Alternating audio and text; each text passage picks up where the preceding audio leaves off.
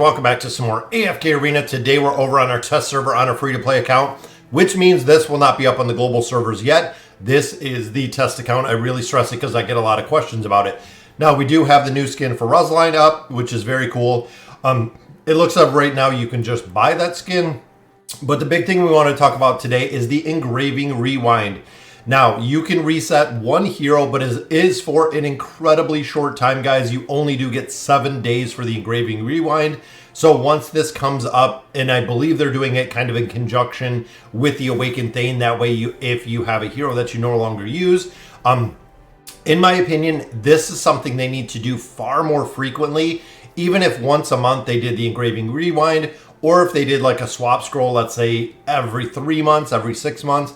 Same with like a signature item reset, because there are heroes that are really a huge priority in AFK Arena, which I'm going to show you in just a minute, and heroes that ultimately you don't use anymore. There are a lot of meta heroes that we used to have that, again, are not used anymore, so they might be engraved or they might even be completely maxed out engraved. So this can be very beneficial. Now, one hero will have their eternal engraving reverted during the event. Again, even if you do not plan to use this, guys, in my opinion, I would reset somebody just to get the resources back. Once reverted, the hero's engraving level shall be reset to 0, and all resources used to level up the engraving level shall be returned. Very cool. Now, some of the heroes that a lot of players have engraved, especially, I know I do personally, number one is Saurus. So on my YouTube account, I have Saurus at a plus 60. I think it's over 60 engraving level, which means that he is a hero, unfortunately, that used to be meta for boss comps. Now we see Grez. Now we see Grez with Scarlet is really the carry for almost every single boss comp. The Dark Namora, we do use Morio. So he's a hero that I do not use for literally anything, and he's sitting at a plus 60 engraving. I could utilize that plus 60 on another hero, which could definitely make some other heroes like Mishka. I could actually do the plus 60 on Mishka, which would be phenomenal because of how the hero is built and how the stats are set, versus having a hero like Saurus completely maxed out. Another one that I see a couple heroes with, or a couple players with, was Belinda. One of the big things to remember, guys, is you cannot reset a hero that is engraving using the reset scroll. So we used our reset scroll in here. A lot of players are attempting to reset a hero such as Belinda using the swap scroll. If a hero has engraving, you cannot do the swap scroll. So if you really do plan it out, you could reset the engraving on a hero, then utilize the swap scroll if that's what you're looking to do, so they can actually be used in conjunction with each other. A couple other heroes that I see some players having engraved is Damon. Damon is really, really solid up to a point. There is, he's not in the meta comps per se, but he does work exceptionally well in the Graveborn Tower.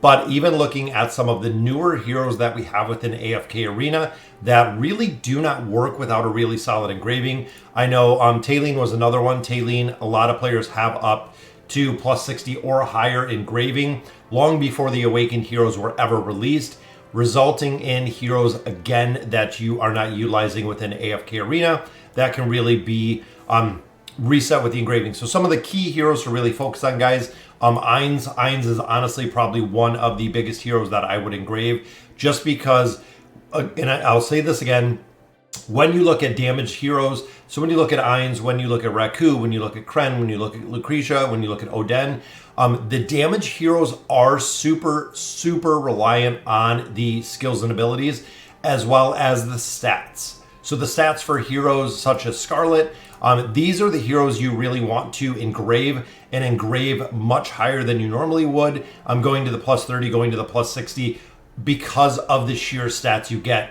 If you're pushing the Twisted Realm, if you're pushing the Cursed Realm, heroes like Scarlet, heroes like Grez, you can see here we have the plus 60 engraving. They are 100% required to be engraved. Once you get to a certain point to remain competitive, you need the stat bonuses that are in here. And even looking at our plus 60 engraving, guys, look at the stats that it gives. This engraving stats, the dynamic breakdown of what they actually receive is incredible, guys. The physical pierce, the healing, the magical resistance, accuracy, the haste, the crit, the attack. There are so many things that are included with the engraving And then you have heroes like Mishka, where Mishka, it is not so much about the stats. Now, the stats do help a ton, but it is more about the abilities. So Mishka's plus 60 engraving right here. All allied heroes receive the healing and are shielded. This is super powerful, guys, for Mishka alone. When you take her to that plus 60 engraving, you actually unlock it for everybody in the team. Now, if you have any heroes that kind of buff up shields, things of that nature, this works hand in hand with it. And then for a lot of heroes that have the received healing much higher through either the engraving or through artifacts, it can really make a very big difference. So the second part of this video, guys, there's actually a new addition to the library. It is called the Echoes of Time, an epic chapter of heroism that shall be told by future generations in perpetuity. You can see here, guys, it is very cool. We have the videos of the Nightmare's emergence. And I love this because AFK Arena puts so much time and effort into building these things. It is very cool to see. Come in here, get your free diamonds, but it kind of gives you the story of how everything plays together. Most of us know with Lilith and AFK Arena, they do an incredible, absolutely incredible job when it comes to the backstory of heroes, which I love to see. When it comes to the lore of heroes, I know there are a lot of players that are super into the lore, but it is amazing to see exactly, you know, them putting this together. So you can always look back and you can see what we have within AFK Arena. And again, this was the trailer. This was what we seen when Awakened Disease was released. I'm surprised they don't have the Taylene in here. But this was the one, I believe, specifically when it's Tassie and Aziz. So even as new players do enter AFK Arena, they're going to have the ability to go back and actually look at these trailers. And you can see here the Winds of Change, which is going to be, of course, that is going to be the video when it is available for Thane. But again, I'm surprised that they didn't put the ones in here for the Awakened Taylene, which was very cool to see. But guys, again, a lot of things coming. The Winds of Change, we are into the skills of day 3, but he's already been revealed, so we know exactly who he is. Now, they did nerf him yesterday, so they actually took down some of the percentages for his skills and abilities.